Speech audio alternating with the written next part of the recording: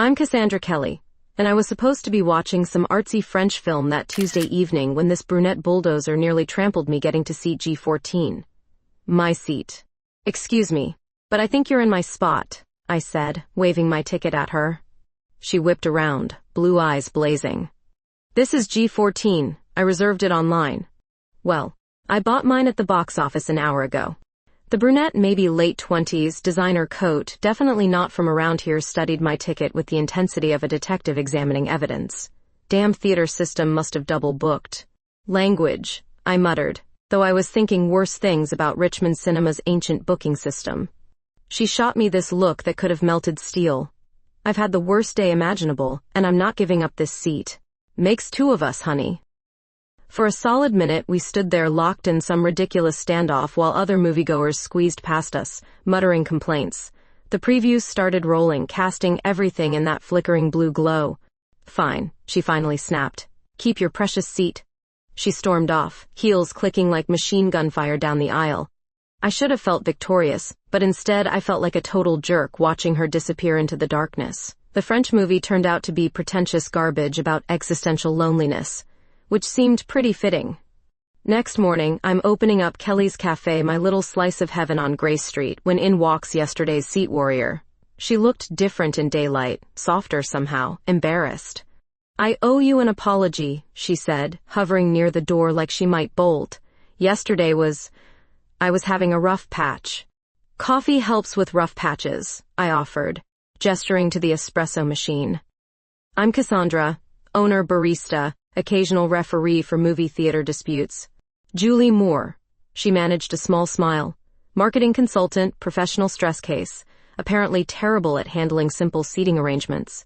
I poured her a medium roast, noting how she wrapped both hands around the cup like she was trying to absorb its warmth. Something about the gesture made my chest tighten unexpectedly. This place is beautiful, Julie said, taking in the exposed brick walls and vintage Edison bulbs I'd spent months installing. Very different from the corporate chains. That's the idea. Small, independent, stubbornly refusing to conform. She laughed, first genuine one I'd heard from her. Sounds familiar.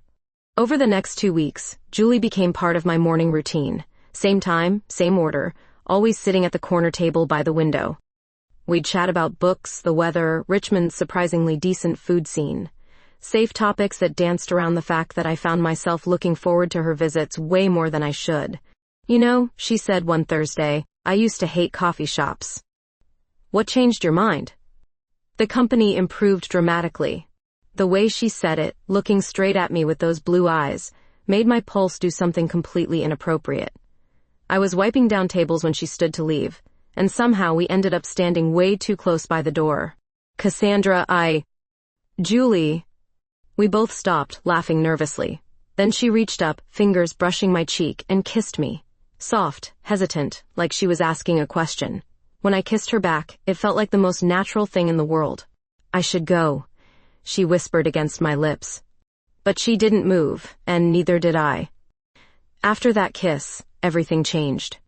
Julie started showing up earlier, staying later, finding excuses to linger while I closed up. We'd talk about everything, her marketing job at some corporate firm she clearly hated, my dream of expanding the cafe, books we'd read, places we wanted to travel.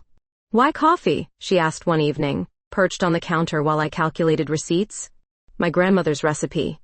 She ran a place like this in Charleston before the developers moved in. I glanced up from my numbers. What about you? Always wanted to sell overpriced consulting to soulless corporations? Julie's laugh had an edge. Actually, I wanted to be a journalist. Investigate corruption, expose the truth, save the world one story at a time. What happened? Reality, student loans, life. She traced patterns on the marble countertop. Turns out idealism doesn't pay rent in Richmond. I noticed how she did that, deflected with humor when things got too real. Her hands would fidget with her sleeves, hiding whatever stories lived beneath that polished exterior. Sometimes, I'd catch her staring out the window like she was watching for something. Or someone. Bad breakup? I asked one rainy Thursday. Something like that. Julie's voice went flat. My ex had this way of making me feel like I was never enough, smart enough, successful enough, brave enough. She sounds like a piece of work. She was brilliant, actually, just toxic. Made me question everything about myself. Julie met my eyes. Until now. The way she said it made my stomach flutter. We were alone in the cafe, rain drumming against the windows, the whole world feeling small and intimate. "Cassandra," she said softly, sliding off the counter. "I need you to know something."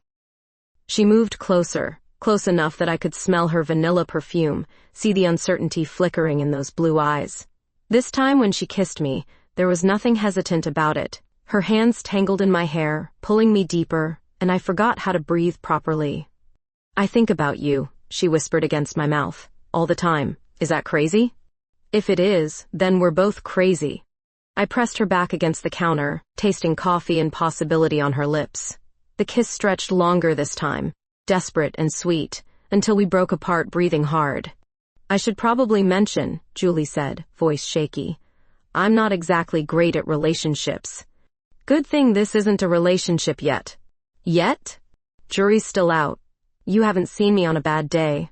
She laughed, forehead resting against mine. Challenge accepted. That night, I walked her to her car, a sleek black sedan that probably cost more than my cafe's monthly rent. She hesitated before getting in, like she wanted to say something important. "Cassandra, if things get complicated..." "Things are already complicated. I'm falling for a customer who argues about movie seats and drinks way too much caffeine. I'm serious." Her expression darkened. "My life isn't exactly simple right now." "Whose is?" But even as I said it, something cold settled in my chest. The way Julie glanced around the empty street, how she always parked where she could see both directions, the careful way she never talked about her current job in detail. I was falling hard for a woman who felt like she was running from something. "See you tomorrow?" I asked. "Wouldn't miss it." She drove off into the rain, taillights disappearing around the corner. I stood there longer than necessary, that uneasy feeling growing stronger. Tomorrow couldn't come fast enough, but I had the strangest sense that something was about to change everything. The first sign something was wrong came Tuesday morning when I unlocked Kelly's cafe and found the envelope. White paper, my name written in block letters, slipped under the door like some old-school ransom note. "Stop seeing her. This is your only warning." My hands trembled reading it. No signature, no return address, just those 8 words that made my blood run cold. I looked around the empty cafe, suddenly aware of how exposed those big front windows made me feel.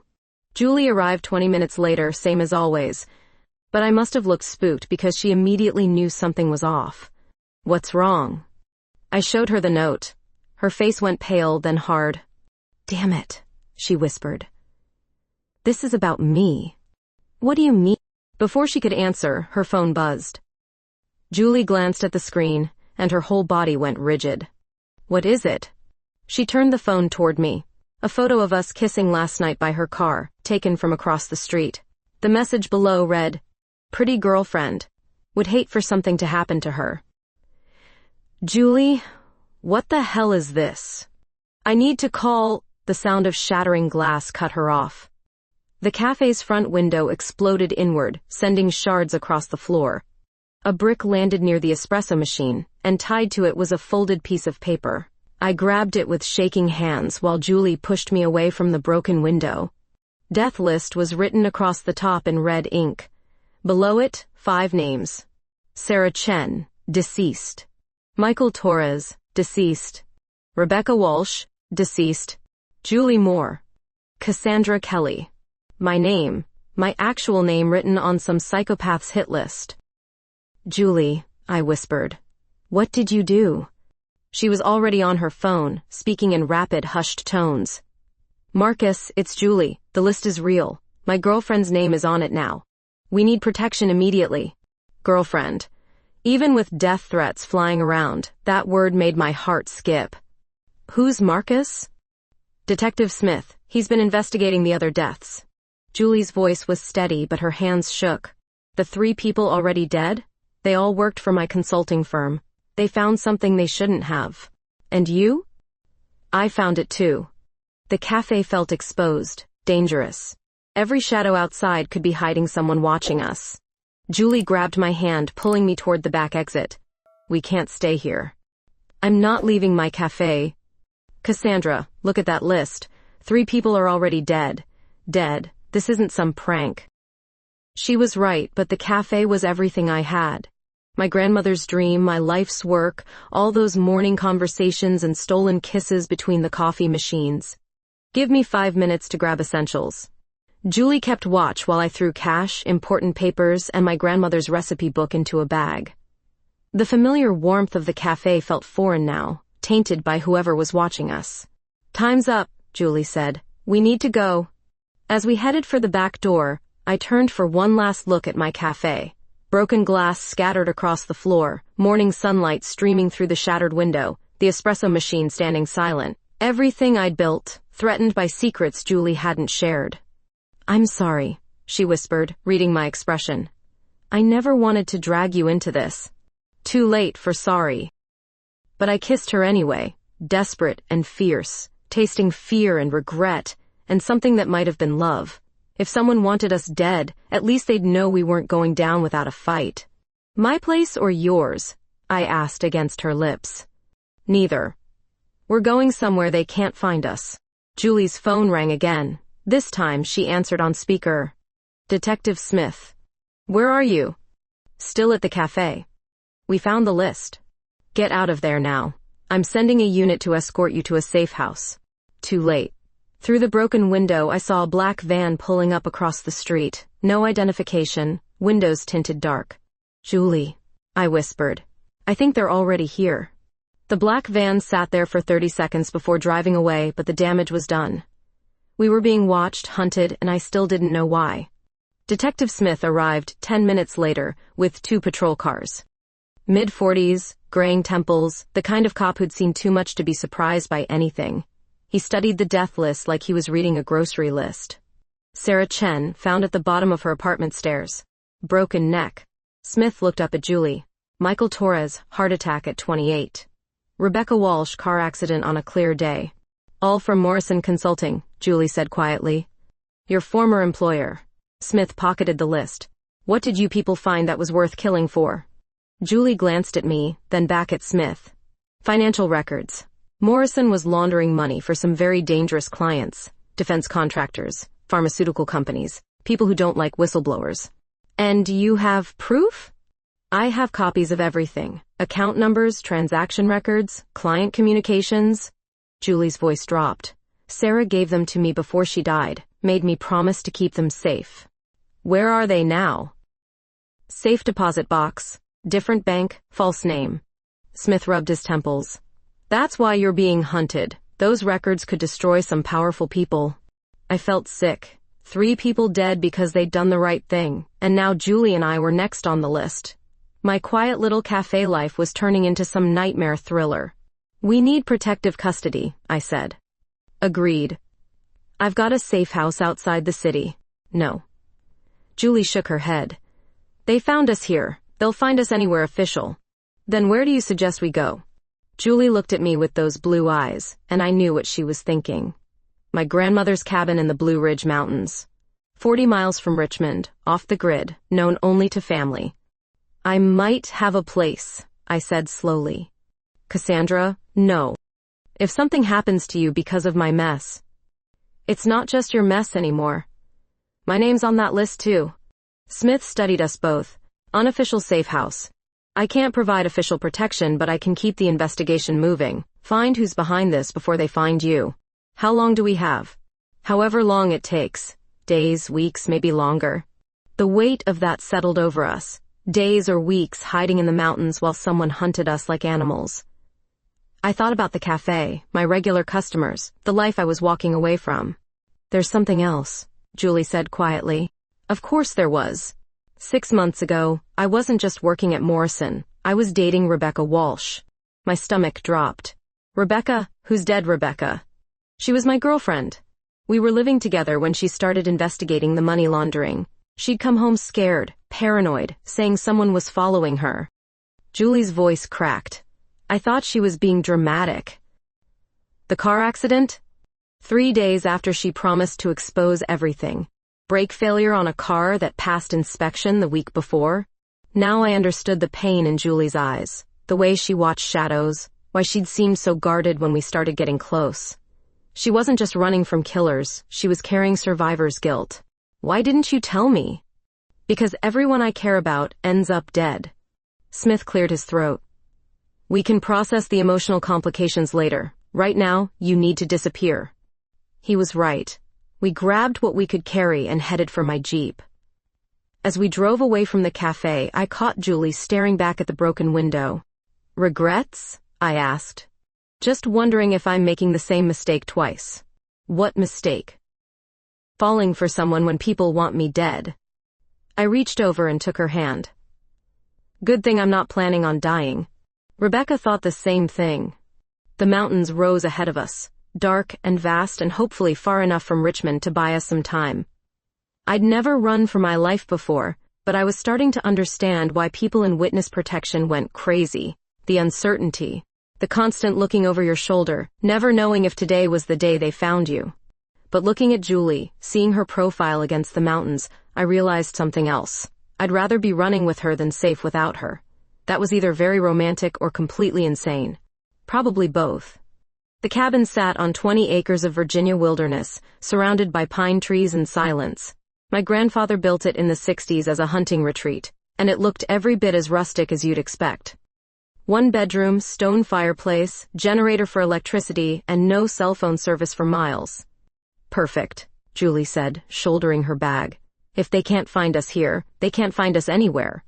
I unlocked the heavy wooden door, breathing in that familiar smell of cedar and old leather. The cabin felt like stepping back in time, which was exactly what we needed. A place outside the modern world where death lists and corporate conspiracies couldn't reach us. There's only one bed, I said, suddenly awkward. I can take the couch. Don't be ridiculous. The tension between us crackled like the logs I was arranging in the fireplace. Death threats aside, we were essentially alone together for the first time, miles from civilization, with nothing but time and unfinished conversations. Julie helped me start the fire, our hands brushing when she passed me kindling. Each contact sent heat up my arms that had nothing to do with the flames. I need to tell you about Morrison Consulting, she said once we were settled on the worn leather couch. What Rebecca found, why they're willing to kill for it. Later. Right now, I just want to forget the world exists. I moved closer to her on the couch, close enough to see gold flecks in her blue eyes, close enough to count the freckles across her nose that makeup usually hid. Cassandra, if we do this, there's no going back. Good. I don't want to go back. When I kissed her this time, it was different. Desperate, hungry, like we were trying to steal something precious from a world determined to tear us apart. Her hands tangled in my hair, pulling me closer, and suddenly the couch wasn't big enough for what was happening between us. We moved to the bedroom without speaking, shedding clothes and inhibitions like they might save us. Julie's skin was milk pale against the old quilt, and when she touched me, everything else disappeared. The danger, the fear, the uncertainty of tomorrow. Nothing existed except the heat building between us and the way she whispered my name like a prayer. Afterward, we lay tangled together while the fire crackled in the next room. Julie traced lazy patterns on my shoulder, her breathing slowly returning to normal. I've never felt safe with anyone before, she whispered. Even with Rebecca? Especially not with Rebecca. Our whole relationship was built on secrets and paranoia. Julie propped herself on one elbow, studying my face in the dim light. She was investigating the money laundering for months before she told me, said she was protecting me. What exactly did she find? Julie got up, pulling on my flannel shirt, and retrieved her laptop from her bag. Morrison Consulting wasn't just managing legitimate business accounts. They were washing money for defense contractors, selling weapons to embargoed countries, pharmaceutical companies bribing foreign officials, construction firms with ties to organized crime. The screen showed spreadsheets, bank transfers, email chains that painted a picture of corruption spanning multiple industries. Rebecca tracked over 200 million in illegal transactions over 3 years. She had names, dates, account numbers, everything needed to bring down some very powerful people. And they killed her for it. Along with Sarah and Michael, anyone who'd seen the evidence. Julie closed the laptop. The only reason I'm still alive is because they don't know I have copies. How long before they figure it out? Detective Smith thinks we have maybe a week before they exhaust other possibilities and come after this safe deposit box. I pulled her back down beside me, needing the warmth of her skin against mine.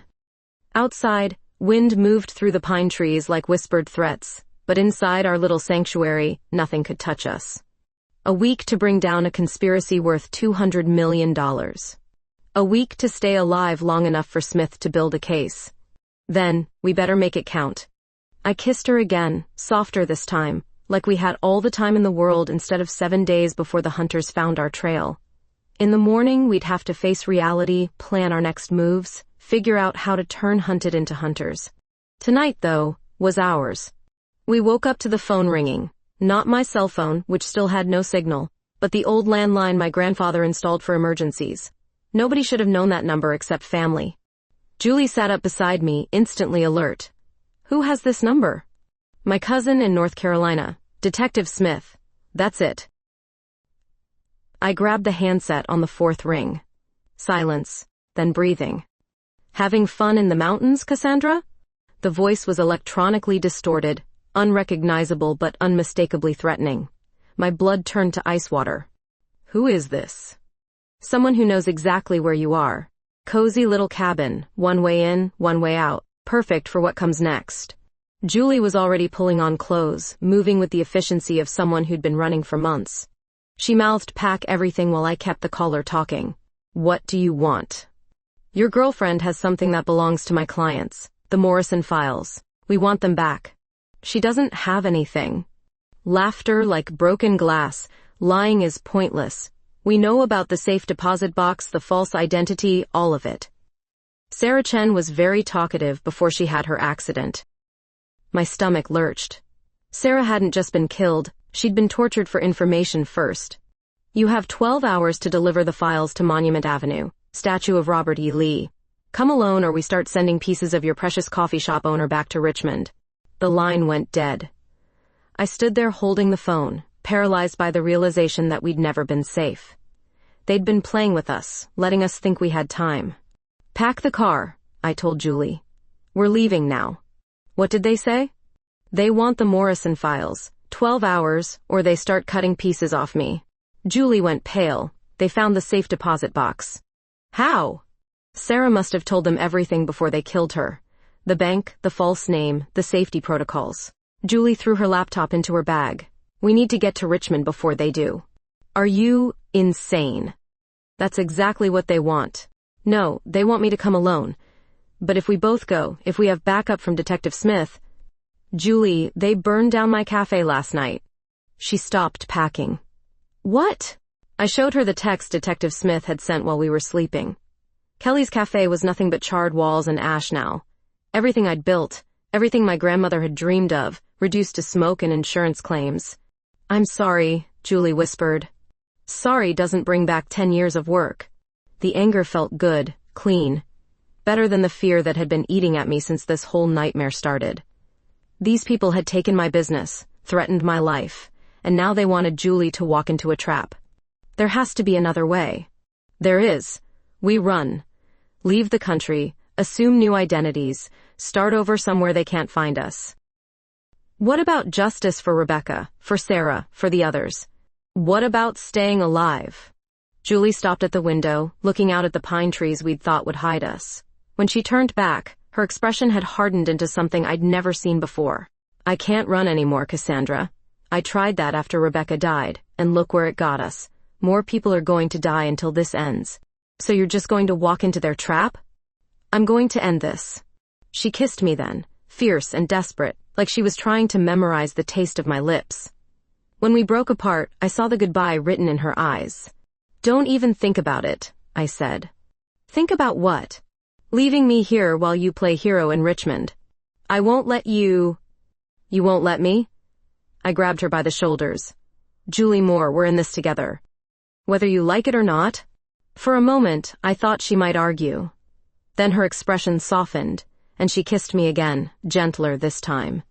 Together then. But if this goes bad, it won't. If it does, I need you to know that these past few weeks with you have been the happiest I've ever been. Tell me that again when we're both old and gray and running a coffee shop in Costa Rica. Promise? Promise. We loaded the Jeep under gray mountain skies that matched my mood. Somewhere ahead lay Richmond, Monument Avenue, and whatever trap was waiting for us. But for the first time since finding that death list, I wasn't afraid. I was furious. We never made it to Monument Avenue. 3 miles from downtown Richmond, a black SUV rammed us from behind, sending the Jeep spinning across 2 lanes of traffic. I fought the wheel, tires screaming against asphalt, but physics won. We slammed into a concrete barrier hard enough to deploy the airbags. "Move! Move!" Julie shouted, already kicking her door open. Blood trickled down my forehead. But everything still worked. We stumbled from the wreckage as the SUV's doors opened, disgorging 2 men in dark suits who looked like they ate nails for breakfast. "This way!" I grabbed Julie's hand, pulling her toward the maze of abandoned warehouses that lined the James River. Bullets sparked off concrete behind us. Real bullets, from real guns, fired by people who really wanted us dead. The academic understanding of being hunted became viscerally immediate when hot lead started flying past my head. We dove through a broken window into what used to be a textile factory. Rusted machinery created perfect cover, shadows, and hiding places in the industrial twilight. My heart hammered against my ribs so hard I was sure it would give away our position. "How many?" I whispered. "At least 4. Professional contractors, not local thugs. Experienced talking?" Rebecca's paranoia rubbed off. We crept deeper into the warehouse, footsteps echoing somewhere behind us. The building stretched forever, a labyrinth of conveyor belts and abandoned equipment that offered both concealment and traps. "Julie? Cassandra?" The voice came from near the entrance, calm and familiar. Female. Not one of the suits who'd been shooting at us. "I know you're here. I can help." Julie grabbed my arm, eyes wide with recognition. Elena Vasquez. Rebecca's research partner. I thought she was dead. So did everyone else. Elena appeared at the far end of our hiding row, hands visible and empty. Mid-30s, Hispanic, wearing jeans and a Richmond University sweatshirt. She looked more like a college professor than someone involved in corporate conspiracies. "Rebecca told me about you," she called softly. "Said if anything happened, I should find Julie Moore and keep her safe." "You're supposed to be dead," Julie replied, not moving from cover. "Car accident, just like Rebecca's. Except mine was staged. I've been hiding for 6 months, watching Morrison's people hunt down anyone connected to the investigation. Why should we trust you?" Elena stepped closer, moving slowly. "Because I have the original Morrison files. The ones Rebecca gave you were copies. I have everything Sarah Chen collected, plus financial records they don't know exist." The warehouse fell silent except for distant traffic. This could be salvation or the perfect trap, and we had about 30 seconds to decide before the suits with guns found us. "Rebecca used to say you made the best Cuban coffee in Richmond," Julie said finally. Elena smiled. "Café Bustelo with a shot of espresso. Secret ingredient was brown sugar, not white." Julie relaxed slightly. "She's legitimate." "Great. Now how do we get out of here without becoming target practice?" "There's a storm tunnel that connects to the old trolley system," Elena said. "Leads all the way to Capitol Square. I've been using it to move around the city unseen." "And the gunmen?" "Morrison hired private security, ex-military. But they don't know the underground routes." Footsteps were getting closer, accompanied by radio chatter. Professional voices coordinating a systematic search of the building. "This way." Elena led us deeper into the warehouse, past machinery that looked like sleeping metal dinosaurs. At the back wall, hidden behind a stack of rotting pallets, was a maintenance hatch leading down into darkness. Ladies first. The tunnel smelled like decades of accumulated water damage and urban decay, but it was better than bullets. We waded through ankle-deep water while Elena explained her 6-month investigation into Rebecca's death. Morrison Consulting was just the laundering operation. The real money came from defense contracts, pharmaceutical kickbacks, construction fraud. We're talking about a network worth $500 million. Who's running it? Thomas Morrison himself. He's been using the consulting firm as cover for 20 years, building relationships with corrupt officials and criminal organizations worldwide. Why kill the investigators instead of buying them off? Because Sarah Chen wasn't interested in money. She was planning to expose everything to federal prosecutors. Rebecca was going to testify. We emerged from the tunnel system near the state capitol, the government buildings looking strangely peaceful after our underground odyssey. But I knew the peace was temporary. Now what? I asked. Elena pulled out her phone. Now we call Detective Smith and arrange a trade. Morrison's complete financial records for federal protection and a guaranteed prosecution. They'll never agree to that. Then we make the files public, post everything online, send copies to every major newspaper and federal agency, burn their entire operation to the ground. Julie caught my hand in the gathering darkness. You sure about this? I've never been more sure of anything. She kissed me then, right there on the Capitol steps, with the weight of conspiracy and corruption pressing down around us. It tasted like determination and deadly promises. Time to finish what Rebecca started. The plan was simple, which should have been our first warning. Meet at the movie theater where this whole mess started, using Detective Smith's wire to record Morrison's confession, while Elena fed evidence to federal prosecutors in real time.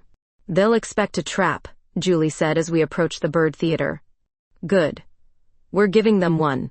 Detective Smith had positioned his team throughout the surrounding blocks, but something felt off, too quiet, too easy. Morrison's people weren't amateurs. They wouldn't walk into an obvious setup without insurance. Elena checked her laptop one final time. Files uploaded to secure servers. If anything happens to us, everything goes public automatically in 2 hours. Insurance policy? Dead man's switch. Rebecca taught me that. We entered through the theater's main doors, the same ornate lobby where Julie and I had our first ridiculous argument over seating. If someone had told me then that seat G14 would eventually lead to corporate conspiracies and death lists, I'd have laughed them out of Richmond. The theater was empty except for maintenance lights casting long shadows across the vintage seats. Perfect place for an ambush, which was exactly what we were counting on. Morrison? Julie called. We're here. Footsteps echoed from the stage area.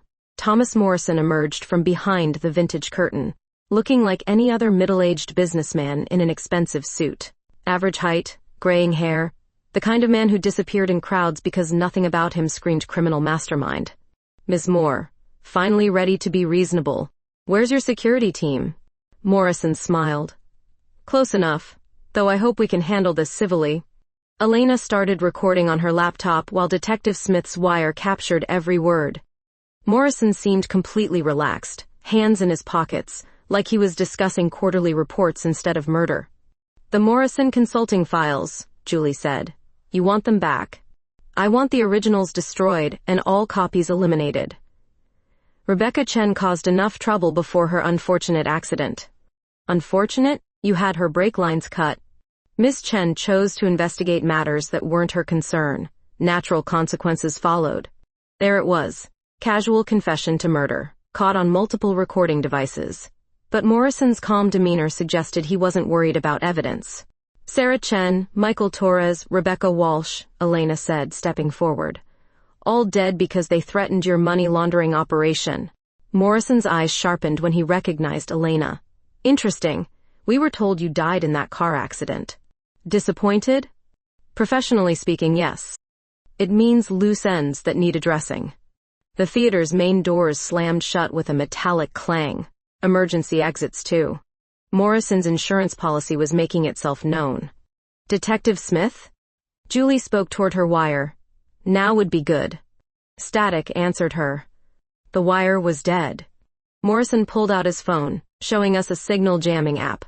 Technology is wonderful. No communications in or out until we finish our business, which is eliminating everyone who knows about Morrison Consulting's secondary operations. 6 men in tactical gear emerged from the theater's side exits, assault rifles ready. Not local Richmond police or hired muscle. These looked like special forces contractors with serious military experience. Elena Vasquez, dead but not dead. Julie Moore, Rebecca's grieving girlfriend. And Cassandra Kelly, wrong place, wrong time. Morrison studied us like specimens. Nothing personal, you understand. Actually, it feels pretty personal, I said. Elena was typing frantically on her laptop. Dead man's switch activates in 90 minutes. Even if you kill us, everything goes public. Ms. Vasquez, we've been monitoring your digital activities for weeks. That switch was disabled remotely 10 minutes ago. My stomach dropped. No backup plan, no federal prosecutors, no automatic file release. Just the three of us against Morrison's private army in a soundproof theater. Last chance, Morrison said. The original files, all copies, and your cooperative silence about Morrison Consulting. In exchange, quick deaths instead of prolonged interrogations. Counteroffer, Julie replied. Go to hell. Morrison sighed like she'd disappointed him. I was hoping you'd be more reasonable than Rebecca. He gestured to his men, who started advancing with military precision. No escape routes, no weapons, no miracle rescue coming through the jammed communications. But Elena was still typing, fingers flying across the keyboard with desperate concentration. What are you doing? I whispered. Rebecca's real insurance policy. She didn't trust digital systems. What do you mean? Hard copies. Physical documents delivered to 20 news outlets simultaneously if she missed a daily check-in. Elena hit enter with a satisfied smile. Rebecca's been dead 6 months, but her fail-safe just activated. Every major newspaper in the country gets the complete Morrison files in 12 hours. Morrison's calm facade cracked for the first time. Impossible. We monitored all her communications. Old school, Morrison. Snail mail with delayed delivery. Rebecca learned that from her grandfather. The gunmen were 20 feet away when the theater's back wall exploded. Detective Smith and a federal SWAT team poured through the breach, automatic weapons trained on Morrison's contractors. The cavalry had finally arrived, though cutting it awfully close. In the chaos that followed, Elena grabbed my hand. Stay down and stay together.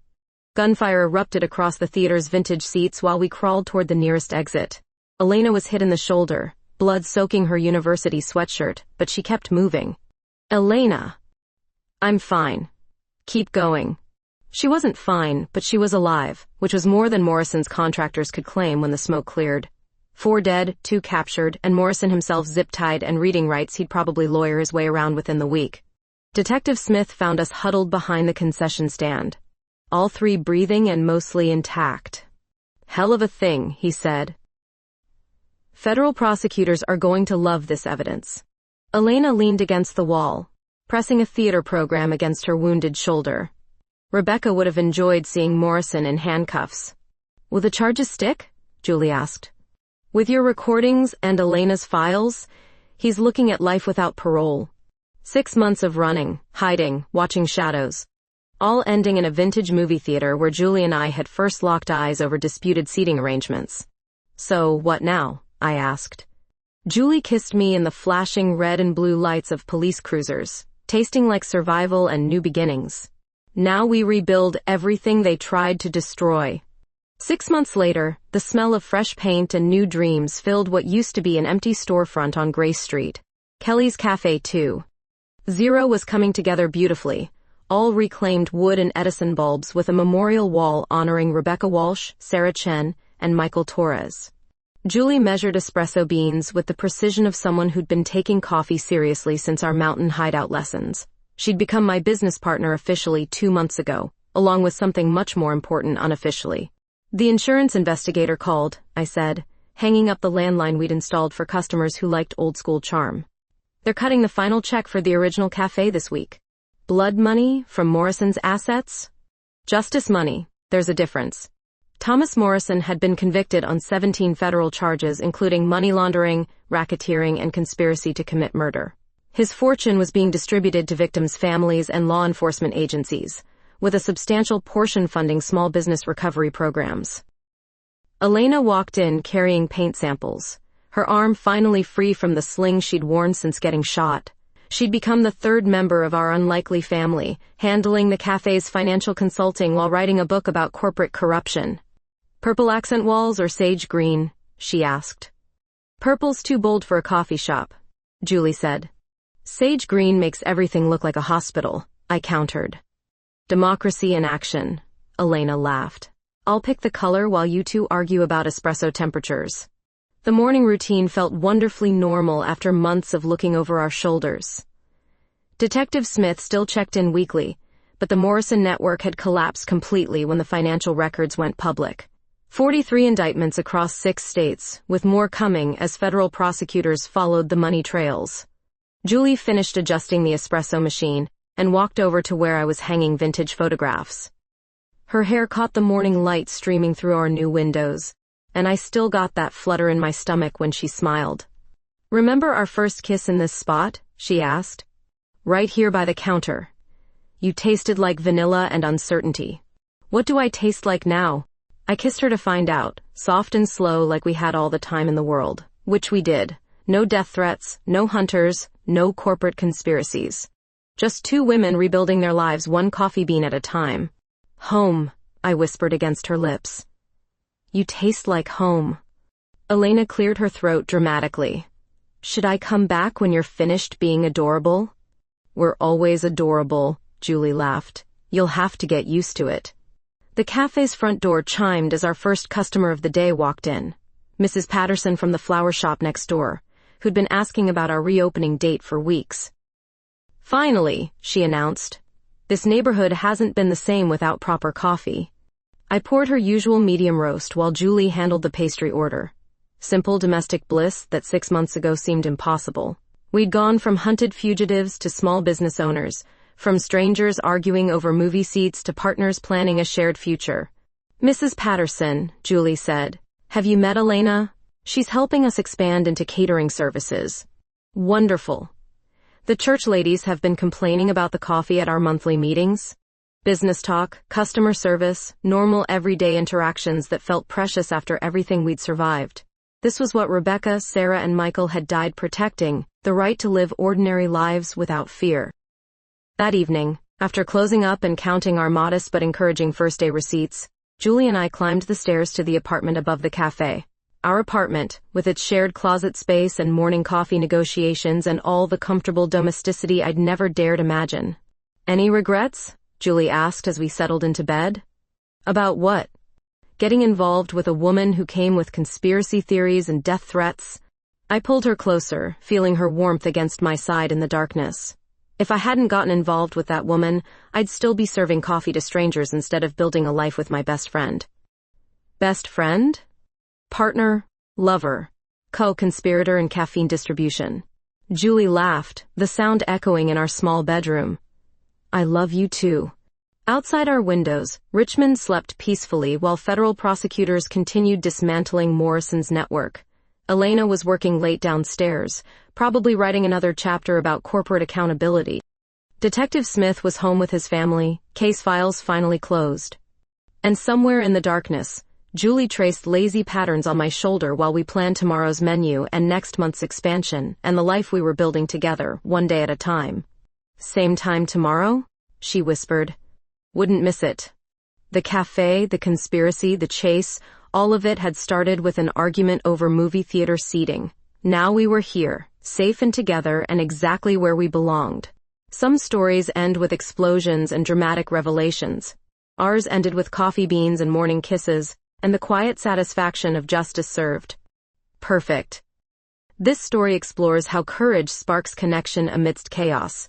Even facing the darkest threats, hope, love, and unwavering resolve build a brighter future. Remember, every challenge holds a hidden opportunity for growth and profound connection. Don't miss our daily stories and updates. Subscribe to my YouTube channel for fresh content every day.